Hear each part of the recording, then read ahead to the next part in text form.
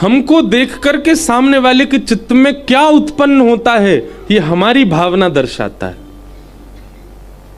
सामने वाले के चित्त में हमको देख करके क्रोध उत्पन्न हो रहा है, काम उत्पन्न हो रहा है, लोभ उत्पन्न हो रहा है, ईर्ष्या उत्पन्न हो रही है, क्या उत्पन्न होता है? प्रेम उत्पन्न हो रहा है, मोह उत्पन्न हो रहा है, आदि आदि भाव उत्पन्न हो रहे हैं। तो उसमें हमारी स्थिति पता चलती है। हमको देखने से सामने वाले के चित्त में क्या प्रकट हुआ। लेकिन मीराबाई ऐसी हैं कि उनको देख करके सामने वाले के चित्त में कृष्ण प्रकट होते हैं।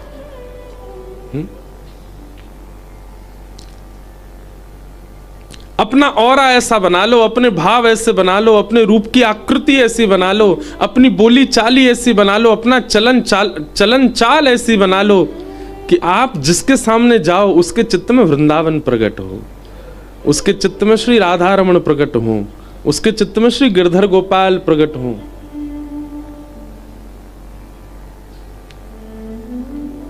मीराबाई बहुत सुंदर हैं, पता नहीं क्यों 2 दिन से, अब तो हर कथा में ही आती मीराबाई। मीराबाई का स्वरूप बहुत सुंदर है, इतना सुंदर है, इतना सुंदर है कि कोटि कोटि रत्नों से कोई अगर न्योछावर करे तो भी कम है, इतनी सुंदर है मीराबाई। पर मीराबाई का रूप काम प्रकट नहीं करता किसी के भी चित्त में। मीराबाई को जो देख ले उसका काम नष्ट और हो जाता है, ऐसा स्वरूप। तो हमारा भजन, हमारी भक्ति, हमारी भावना हमारे मुख से छलकती है, दिखती है, प्रतिबिंबित होती है। हम किसको प्रकट कर रहे हैं सामने। अच्छा, एक और बात, आपके रूप को देख करके आप ही उसके चित्त में बस रहे हो, यह भी एक दोष है, यह भी एक अपराध है। आपको देख के श्याम सुंदर प्रकट हो, आपके भाव से श्री ठाकुर जी प्रकट हो, ये हमारी भक्ति का रूप होना चाहिए। तो वृंदावन में श्री कोकिल साईं, जिन्होंने सेवा मानसी में ऐसी चुनी जो लोगों के चित्त में ही नहीं आती, कि कहीं हमारी श्यामाजू, कहीं हमारी प्रियाजू, कहीं हमारी जानकी जी कभी विरह में चली जाएं तो उनके विरह को कम करने की सेवा, उनको विरह ना हो ऐसी सेवा। ठाकुर जी को कष्ट नहीं होता, ठाकुर जी को विषाद संसार के कभी परेशान नहीं करते, लेकिन भक्त की भावना है, वो फिर भी ये चिंतन करता है कि शायद कहीं कोई पीड़ा उनके चित्त में हो ना। अयोध्या के एक संत थे, बहुत ध्यान से सुनना।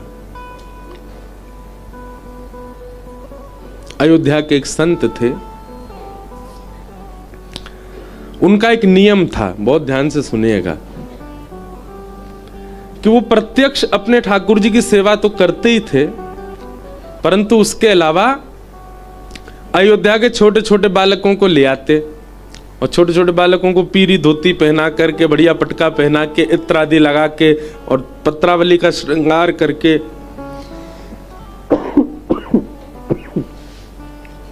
इसके लिए क्षमा करना। कभी कभी ना कोई बहुत ज्यादा सुंदर होता है ना, तो उसको ढिटोना रख दिया जाता है। ऐसे जब ठाकुर जी को लगा, साईं को लगी आंगन में कथा होगी, बहुत जोर की होएगी, इतना सुंदर मंच बनो है, ऐसे सुंदर सब संगीतकार बैठे हैं, वृंदावन के सर्वश्रेष्ठ आचार्य ब्राह्मणों के साथ बैठ करके भागवत जी का पाठ कर रहे हैं, और जे लाला कथा सुना रहा है, तूने एक ढिटोना तो लगाओ, उसको गले में लगाए दियो है। नजर नहीं लगा पूरे उत्सव। तो मैं क्या बता रहा था, एक संत थे अयोध्या में, वो अपने ठाकुर जी की सेवा करते थे, लेकिन उनका नियम था कि छोटे छोटे बालकों को ले आते और एक बालक को राम जी का रूप बना देते, सुंदर पत्रावली, खूब सुंदर पोशाक पहना देते, पटका उड़ा देते, गले में माला पहना देते और मुकुट पहना के धनुष बाण दे करके, भावना रखते ही नहीं थे कि ये कोई बालक है, प्रत्यक्ष धनुष बाण धारण करते ही इसी भावना से प्रणाम करते, मेरे राघव जी, मेरे राम जी। और फिर नन्ही सी एक बालिका को चुनरी उड़ाते, उसको बढ़िया सुंदर श्रृंगार करके और तैयार करके और नथनी नथ बेसर आदि पहना करके तुरंत यही भावना रखते कि ये श्री जी हैं, हमारी जानकी जी हैं, किशोरी जी हैं। स्वरूप सरकार प्रत्यक्ष उनके प्रति वही भाव रखते थे कि ये साक्षात ठाकुर जी। एक दिन बाबा ने बहुत सुंदर झूलो तैयार कियो, झूलो सजायो, झूला, और झूला पे दोनों स्वरूप सरकार बैठाए दिए और बैठाए करके उन्हें झुलाने लगे। अच्छा, एक हाथ से झुलाते जाएं, पद गाते जाएं, और कछु रसिक जन और उनको बैठा देते कि इनको देखते रहो, निहारते रहो, साक्षात सिया राम जी हैं, यही भावना रखी हो। और बीच बीच में दौड़ के जाते, रसोई में कुछ सामग्री बनाने लग जाते। अब स्वरूप सरकार थक जाएंगे तो कुछ पवाऊंगा उन्हें। लेकिन आज झूला झुलावे में उनको इतना सुख मिलो, इतना सुख मिलो, इतना सुख मिलो कि समय से अधिक समय है गयो। आधा घंटा 1 घंटा झूला झुलाना, आज झुलाते ही जा रहे हैं। इतना आनंद आ रहा हो कि झूलते रहो ठाकुर जी। झूलते झूलते जो बेचारे स्वरूप सरकार है का वो थक गए। अब जानकी जी जो ही कहीं किशोरी जी, वे तो बड़ी भोरी भारी बेचारी थक गई, फिर भी बैठी। लेकिन राम जी जो बने थे लाला, वो बड़े चंचल। उन्होंने कि बाबा रोक दो, अब थक गए हम। वो नहीं नहीं बैठे रहो, बढ़िया लग रहे हो दोनों, और मुंह को देखने में बहुत सुख मिल रहा, झूलते रहो। झुलाते गए। थोड़ी देर में वो राम जी जो थे बेचारे खींच गए। तुम रोक रहे हो कि नहीं रोक रहे? बोले मैं ना रोक रहा हूं, हम तो झुलाएंगे। और झुलाते झुलाते झुलाते सोई राम जी जो थे वो झूला पे से कूद गए चलते हुए में से। बेचारे ने गिर गए तो फिर उनके नेत्र सजल है गए। राम जी को गोद में पकड़ लो, लेकिन वो बालक इतना खींच गयो, निकर के गोद में तो भागो। बोले दूर हटो मोते, और जे पकड़ो अपना मुकुट, ये लो अपने धनुष बाण, सबरी सामग्री उतार उतार के फेंक लो, मोह ना बननो।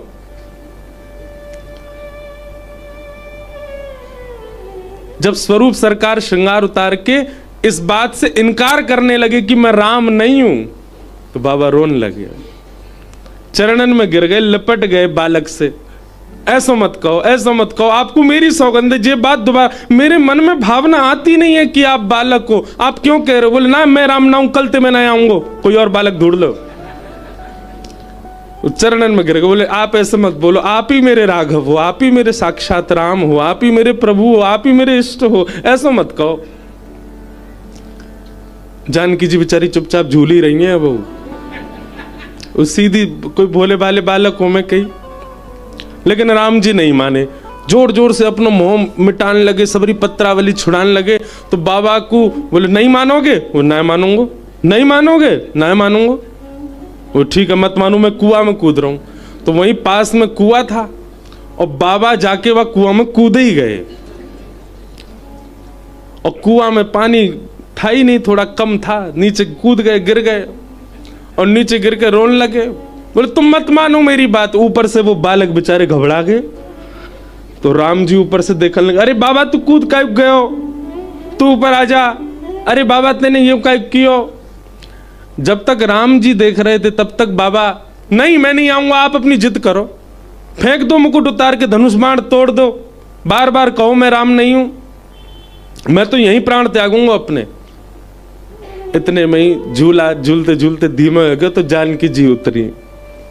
और जैसी जानकी जी दौड़ के आई और उनने जैसे ही कुआं में झांक करके नीचे देखी, बोले बाबा, बस बाबा शब्द सुनते ही वो महाराज जी इतने व्याकुल हो गए। बोले अरे जानकी जी आप मत देखो नीचे, ये बहुत गहरा है, या की गहराई बहुत है, आप डर जाओगी, हमारी श्री जी डर जाएंगी, आप मत झांको नीचे, बाबा ऊपर आ जाओ। हाँ मैं आ रहा हूं, तुरंत आ रहा हूं, अभी आ रहा हूं ऊपर, आप नीचे मत झांको। तुरंत बाबा कोई रस्सी वस्सी पकड़ करके ऊपर पहुंच गए और ऊपर जाकर के श्री जानकी जी को हृदय से लगा के खूब रोए। आज मेरे इस कृत्य की वजह से जी राम जी तो इन पर कछु कछु लगे, कन्हैया को असर आ गो है, ज्यादा खींचन लग गए। पर मेरी जानकी जी आप डर तो नहीं गई, आप मत झांके करो नीचे ऐसे, कहीं आपको भय लग गया हो तो, डर लग गया हो तो फिर कैसे करूंगा। दूर बैठे सब अयोध्या के संत जन उनको दंडवत करते, प्रणाम करते, कहते बोले इनकी भावना देखो, ये साक्षात स्वरूप के प्रति ऐसा व्यवहार करते हैं जैसे मानो साक्षात सिया राम जी हैं। सब उनको वंदन करते, सब नमन करते।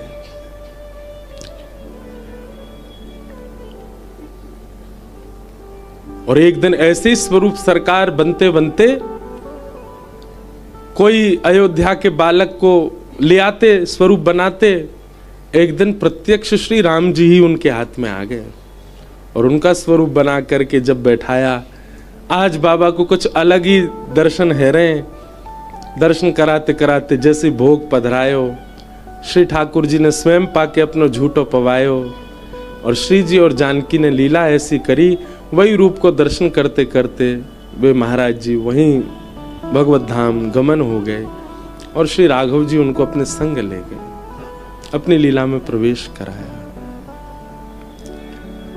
हमारी भावना, हमारे चित्त के भाव कैसे हैं, किसके प्रति बन रहे हैं, वो प्रधान है, उसकी प्रधानता है।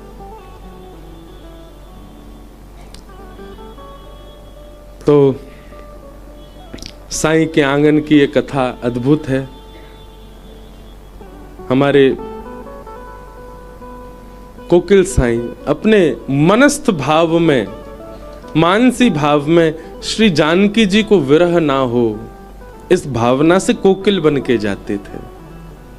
ऐसे पूज्य श्री साईं को हम बारंबार, हमारे सिंधी समाज में संतों को साईं कहते हैं, इसलिए बार बार साईं शब्द का प्रयोग होता है। ऐसे पूज्य साईं को हम प्रणाम करते हैं। उनके आंगन में अपनी वाणी पवित्र करने का यह अवसर मिल रहा है।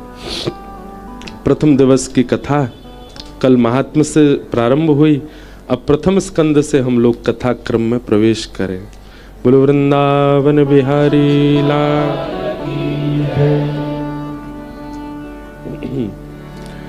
जन्माद्यस्य यतोऽन्वयादितरत चार्थे स्वविज्ञस्वराट् तेने ब्रह्म हृदय आदि कवये मुह्यन्ति यत्सूरयः तेजो वारि मृदां यथा विनिमयो यत्र तृषगो मृषा धाम्ना स्वेन सदा निरस्तकुहकं सत्यं परम धीमहि। भागवत जी का प्रथम श्लोक है, जन्माद्यस्य यतोऽन्वयादितरतः।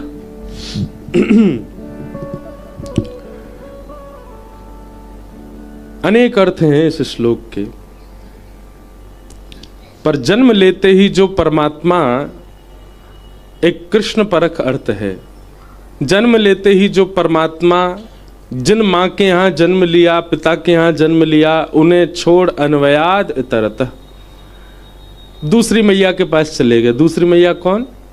यशोदा मैया। और वहां जाके क्या किया? बोले चार्थे स्वविज्ञ स्वराट। अविज्ञ हैं, अनविज्ञ नहीं है, सब जानते हैं। कितने रूप बदल करके राक्षस आए, पर सबको पहचान गए श्री ठाकुर जी। तेने ब्रह्म हृदय आदि कवये, आदि कवि ब्रह्मा को भी जिन्होंने अपनी लीला के द्वारा ग्वाल बालों का हरण किया था ना ब्रह्मा ने, उनको ठाकुर जी ने अपनी लीला के द्वारा अपने रूप और अपने ऐश्वर्य का भाव समझाया। मुह्यन्ति यत् सूरयः, इंद्र आदि देवताओं को भी गिरिराज आदि धारण करके अपनी लीला पर मोहित किया। तेजो वारि मृदाम यथा विनिमयो, पृथ्वी जल अग्नि वायु आकाश, पंच तत्वों को जिन्होंने अपनी कृष्ण लीला के द्वारा पवित्र किया। हम एक बात कथा में कहा करते हैं कि श्री कृष्ण पर्यावरण मित्र हैं।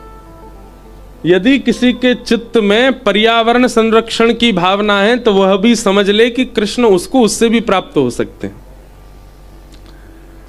जिस प्रकार नित्य तिलक लगाना, नित्य कंठी पहनना, नित्य नाम जप करना, एकादशी व्रत करना, तुलसी निष्ठा रखना, ये सारी निष्ठाएं हैं वैष्णवों की। ऐसे पर्यावरण संरक्षण निष्ठा अगर कोई धारण कर ले तो ठाकुर जी उसको उससे भी प्राप्त हो सकते हैं। रज के प्रति, नदियों के प्रति, वृक्षों के प्रति, लता कुंजों के प्रति यदि उनके संरक्षण की भावना उसके चित्त में आ जाए तो श्री ठाकुर जी उससे भी उसको मिल जाएंगे। हमारे गिरिराज जी में श्री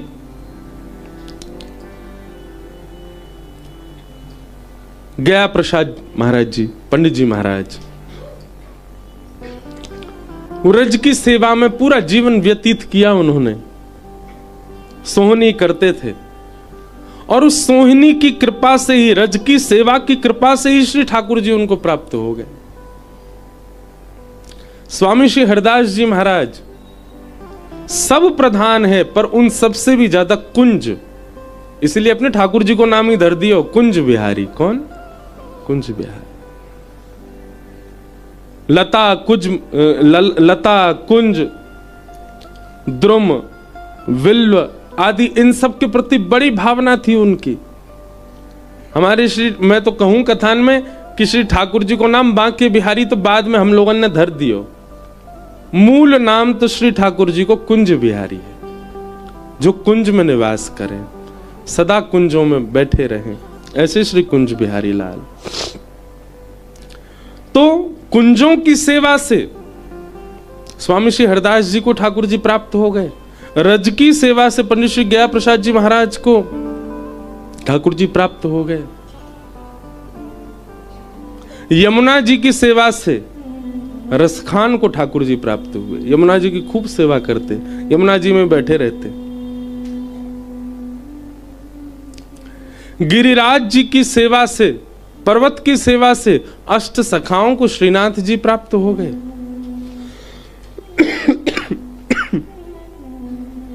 और केवल इन लोगों को ही प्राप्त नहीं हुए, इन्होंने कुंज निकुंज नदी पर्वत आदि आदि पर्यावरण से प्रेम किया, इनको ठाकुर जी प्राप्त हुए और इन लोगों के आश्रय से हमको प्राप्त हो गए। आज वैष्णव जन इस बात को भूल जाते हैं कि यह कुंज की सेवा भी एक बहुत बड़ी सेवा है। हमारी माने तो एक परिक्रमा महीना में एक बार ऐसी करे करो, पूरे वृंदावन में केवल इसी दृष्टि से घूमो कि कहीं भी अगर परिक्रमा मार्ग में आपको कुछ ऐसा लगे कि जो नहीं होना चाहिए, शुद्ध नहीं है, अपवित्र वस्तु कुछ पड़ी है, कुछ ऐसा, तो उसी भाव से लगाओ, सब इकट्ठे करो, पूरी मार्जन परिक्रमा करो वृंदावन की। आप विश्वास मानेंगे, आपकी मार्जन परिक्रमा से श्री ठाकुर जी और जल्दी प्रसन्न हो जाएंगे। 5 लाख नाम जब से जो कृपा होनी होगी ना, वो एक मार्जन परिक्रमा से हो जाएगी। लेकिन करवे में हमें बड़ो संकोच होएगा, कैसे करें? हमारी तो भावना यही, अभी कथा में आने से पहले वृंदावन के सब पद देखता हूं, सब पदों में एक ही बात है, कुंज निकुंजों के भाव, कुंजों की सेवा, निकुंजों में ठाकुर जी ऐसे करते। आज कुंज निकुंज रज भी नहीं बची वृंदावन में, रज भी खत्म होती जा रही है। इन सब के प्रति हमें भावना प्रकट करनी है, तभी ठाकुर जी प्रसन्न होंगे। भगवान श्री कृष्ण स्वयं तेजो वारी मृदाम यथा विनिमयो, पृथ्वी जल अग्नि वायु आकाश सबको पवित्र कर रहे हैं, और हम इन सबको अपवित्र करते हुए ठाकुर जी को प्राप्त करना चाह रहे हैं।